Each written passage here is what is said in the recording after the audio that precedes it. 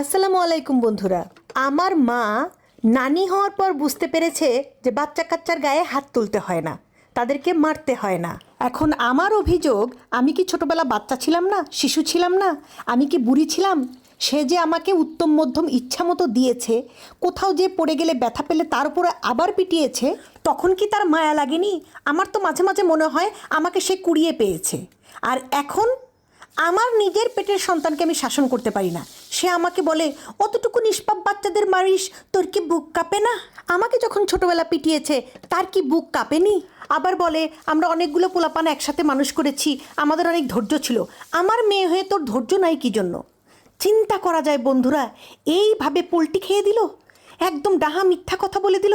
মানে এমন একটা ভাবসাব, সে আমাকে কোনোদিন শাসনই করেনি। আমার মতো এরকম মা কার কার আছে যে নিজের বাচ্চা কাচ্চাকে আচ্ছা মতো পিটিয়ে মানুষ করেছে, অথচ নানি হওয়ার পর